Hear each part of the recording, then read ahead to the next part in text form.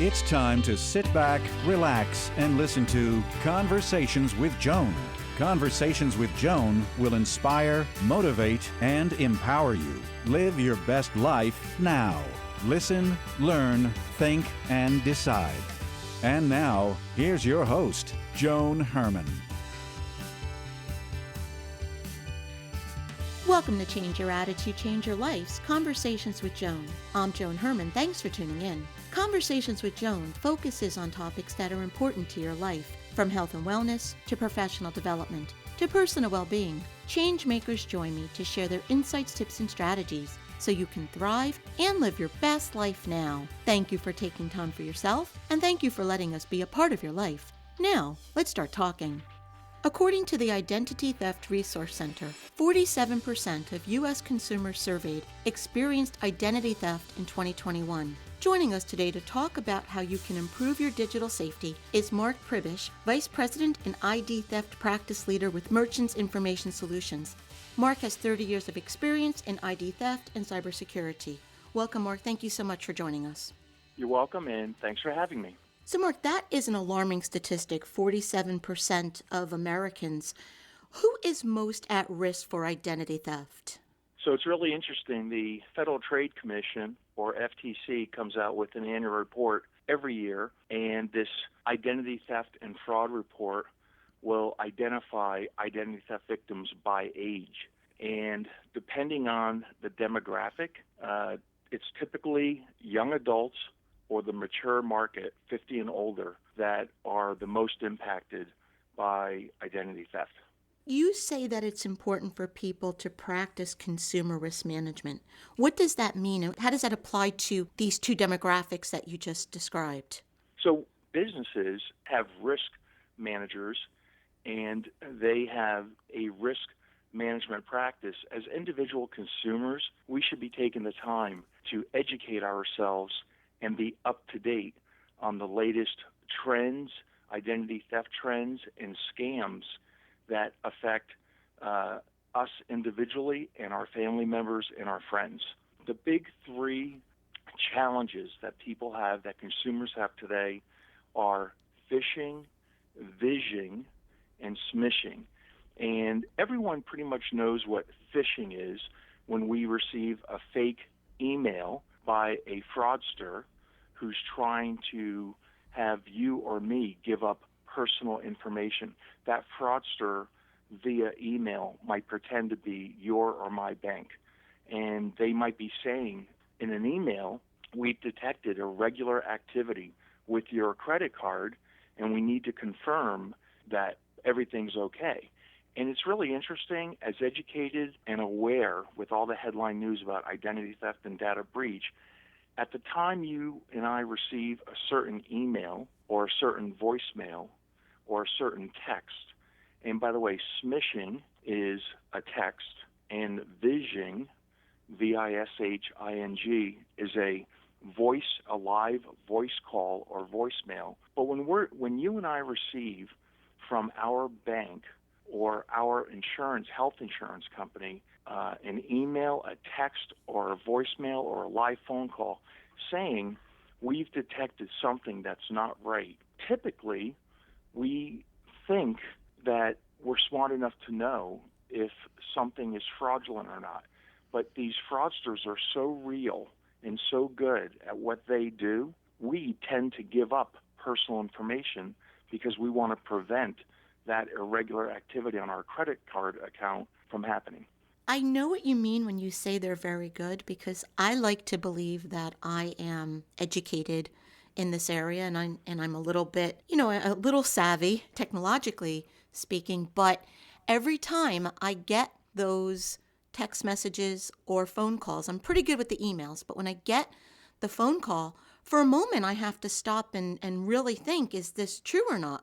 Because it does sound so legitimate. And the FBI will tell you that education is the number one factor in helping mitigate you and me from becoming a victim of identity theft. But what fraudsters count on, it's really interesting. Human nature is amazing.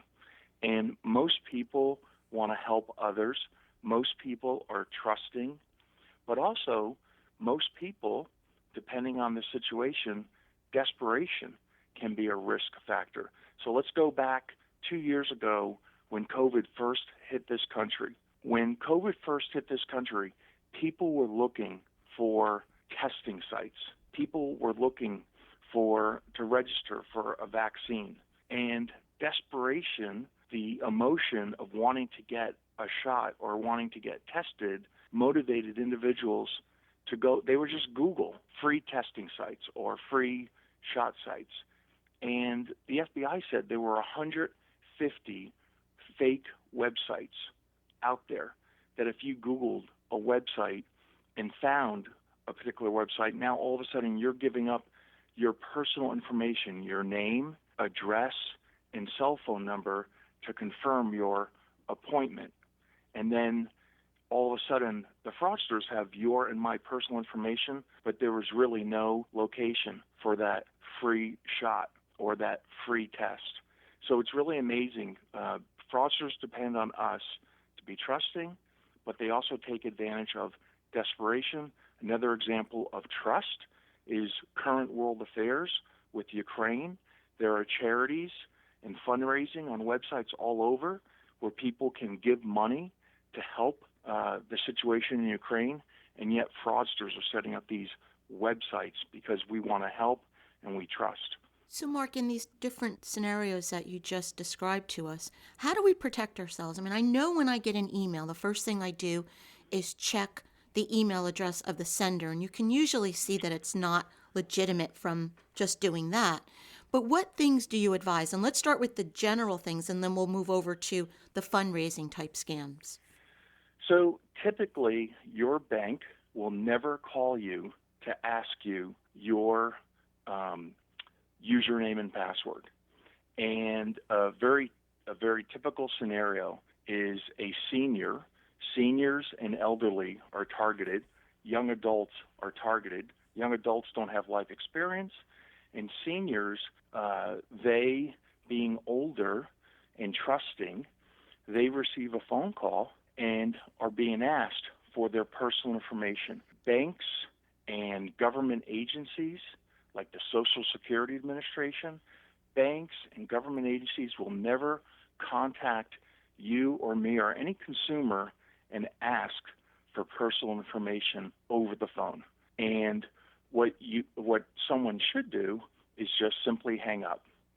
And if they believe there was any legitimacy to that particular call or email or text, they should never respond, but they should instead search the legitimate number for their bank and call the bank and say, I just received a phone call from you saying I have irregular activity on my credit card and you were asking me for my username and password. Was that you? And typically the answer is no. Banks, government agencies, and other legitimate organizations that consumers have a relationship with, they will not call you asking you for your personal information. Is it always a good idea for us to take advantage of whatever monitoring services a bank or credit card company may have available to us? So, this is interesting. For transparency reasons, I'm in the identity theft business. And my company is in the business of offering a consumer solution to help consumers monitor their credit or monitor the dark web. And I have to say that the industry that I'm in is not regulated. So when identity theft companies are telling consumers to pay $10 to $20 a month for some type of a credit monitoring solution, consumers need to be aware of a couple of things. The first thing is credit monitoring cannot prevent identity theft. The second thing is credit monitoring cannot resolve identity theft. Credit monitoring is simply an alert that something has happened. And so a lot of times people sign up and pay for services on a monthly basis, but thinking they're taken care of. They're not going to become a victim of ID theft. But instead, it creates a false sense of security. And go back to that Federal Trade Commission report that comes out each year that highlights statistics of actual consumers who become victims of identity theft and fraud. And depending upon the year of the report that it's released, and I think the reports come out for the last 20 years, depending on the year, up to 50% of all ID theft victims may not have anything to do with a financial related event. So depending on the report, half of ID theft victims are related to a financial event: your bank account, your checking account, your auto loan, home loan. But the other half of ID theft victims in the U.S., and these are actual victims of ID theft, are victims of ID theft that are not related to identity theft. So, for example, taxpayer ID theft and refund fraud. That sounds like a financial event, but credit bureau monitoring has nothing to do with identifying irregular activity and sending you an alert. Credit bureau monitoring has nothing to do with the IRS. And then another example is medical ID theft or credential ID theft, your driver's license, my passport. When someone takes our health care insurance information, or when someone steals our driver's license or passport, credit bureau monitoring has nothing to do with any of that. So, for example, every January I go on a diet. Every February my wife says, how's that working out for me? And in my case, when I ask people, how many of you, when I speak publicly, how many of you are paying for some type of a monthly service for credit bureau monitoring, half the people raise their hand. And when I explain to them that half the time identity theft has nothing to do with a financial event, and I ask them, how's that credit bureau monitoring working out for you? And they all laugh and have a good chuckle. But with this serious subject, credit bureau monitoring is a great resource. It's great to serve as an alert, but it's a false sense of security as it relates to preventing identity theft. And a lot of people think the opposite. They think once they have a monitoring service, they're taken care of. But how do we go about preventing it, Mark? I mean, we hear about these big data breaches, like when a T-Mobile or a large corporation gets breached and our information is then stolen. We didn't have anything to do with that. So how do we protect ourselves? We are approaching the 4-year anniversary of the Equifax data breach event. Equifax experienced a data breach event in July and August, 4 years ago this July. And they came out in September, 6 weeks later, to announce they experienced a hacking event, a breach event. And in the U.S., there's 330 million individuals, 165 million adults, and in the Equifax data breach event alone, 148 million affected individuals had their names and social security numbers stolen. So there's a very, very high chance you, me, and your listeners are one of those 148 million people where our names and social security numbers are out there forever. And then let's fast forward it to the T-Mobile breach that you just referenced. T-Mobile experienced a breach event last August, and by the way, it was their 4th breach event in the last 6 years. And this breach event was 100 million people. So 100 million names and social security numbers. And it's really amazing that you and I will experience this for life. Our information is out there for life. So how do we mitigate our exposure to identity theft when large organizations that have your and my personal information have our information that's lost or stolen? I always try to tell people to protect your personal privacy, to protect your online identity. You should minimize your activity on social media. You should, with password management, a lot of people are always interested in, having a password that's long and complicated. I say you should have a phrase that's easy to remember. So instead of having a password that's hard to remember, think of a sentence. I'm from Hillsborough, New Jersey, 1959. And that's my phrase for this month, this quarter, this year. And the second advice I have is when we have usernames and passwords, we should be changing them every year. And we should have multiple passwords and usernames each year, because a big part of what is being stolen and traded and sold on the dark web are your and my usernames and passwords. Mark, you've used the term before and you just said it again, dark web. Can you explain what the dark web is? So I'm a very visual person, so I think the best way to describe the dark web is an iceberg. And so the tip of the iceberg is what I call the surface web. And the tip of the iceberg or the surface web is where you and I and most consumers go to do a Google search and a Yahoo search and a news search and a whatever search. So that's the tip of the iceberg is the surface web. Then just below the iceberg is what we call the deep web. And the deep web typically are academic databases and medical records and legal documents and scientific research and government reports. But then we have what's called the dark web or the deep dark web. And the dark web are where the fraudsters are buying, selling, and trading your and my personal information. And a part of the dark web deals with illegal activities and drug trafficking and political protests and nation states. So if you have that visual of the tip of the iceberg, just below the iceberg, and then the deep dark web, that is essentially the dark web.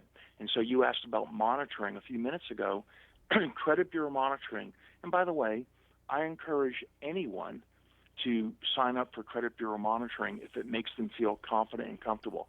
I know I do, and my wife does, and my adult children do. So as much as I said credit bureau monitoring has a false sense of security and it doesn't prevent identity theft, it's still a tool and resource to have, because the purpose is to send you and me alerts that something has changed, something is happening. And so now it's up to us to confirm what that alert was, and was that me opening up that credit card, or was that me changing my home address? Well, dark web monitoring is another form of monitoring and another proactive way of mitigating your and my risk of identity theft. Dark web monitoring is a way to monitor if your and my name or home address or driver's license number, our phone numbers, because our cell phone numbers, which are traded and sold on the dark web, our cell phone numbers are what I call the next or the new social security number. It's the new identifier. You had mentioned before with our social security number, and now it's even more heightened, the threats with the cell phone numbers, as you just explained. When our social security number or our cell phone number ends up on the dark web, and you said it probably will happen to most of us and it's forever, what do we do then? So there's very little any of us can do related to information that's been lost or stolen. You know, in the old days, you would see commercials on identity theft service provider commercials about a hacker going after your or my personal information, or a hacker going into the garbage can to find that mail that we tore up. That is the way it used to be. But hackers and fraudsters learned very quickly that going after your and my information doesn't make a whole lot of sense. It's a lot easier to go after databases of information. So think of every organization that you and I and your listeners have ever been a part of. Think of every job we've ever worked at. Every job we've ever worked at, most of us have had health insurance. In order to have health insurance, you have to give up the Social Security number of you, your spouse, your children. And so every relationship we've had, for all of us who've bought a car and financed that car, we gave up our Social Security number at an auto dealership. We've had health insurance. We've had to give up our Social Security number. We've had applied for a job. We've had to give up our Social Security number, because typically at a job there's a pre-employment search of our credit or our criminal record. Think of every doctor, every dentist, I can go on, but think of every relationship we've had where we've given up our personal information. So what can we do about it? There's very little we can do about where our information is or if our information has been stolen because of a breach event. But what we can do to mitigate our exposure to identity theft is to limit how often, and I said this earlier, how often we are on social media. How often, in fact, here's a question I ask a lot of people. Every app that we have on our smartphone has permissions, and we had to give permissions and agree to those permissions in order to get that app. Most of the time, we are agreeing to permissions that we have no knowledge of. And most of the apps we have track our information. They track our purchases. They track our searches. They even track where we are, geo-tracking. And there's Wi-Fi tracking. And even the use of our cell phone, smartphone, has a microphone. And there's eavesdropping. Marketers do a lot of different things with great intention, but yet the information they're collecting and selling to third parties all put us at risk. So we need to manage and mitigate how often we're using apps, and we need to read the terms and conditions of those apps. Mark, thank you so much for joining us. As I said in the beginning, we put so much emphasis on maintaining our emotional and physical health, but it really is time that we start to pay more attention to our digital health. So you gave us a wealth of information today, and I look forward to having you come back on the show. Thanks for having me. Thank you for joining us. I hope you found the show informative. At Change Your Attitude, Change Your Life, we believe that knowledge is power. Take what you've learned, apply it, and live your best life now. Remember that the information provided is the opinion of our guest and should never replace the advice of a professional who knows your personal situation. If you'd like more information, visit our website, cyacyl.com. That stands for Change Your Attitude, Change Your Life. While on our site, listen to past shows on demand, read the digital magazine, sign up for our mailing list, and be sure to follow the show on social media. Until next time, this is Joan Herman. Thanks for tuning in.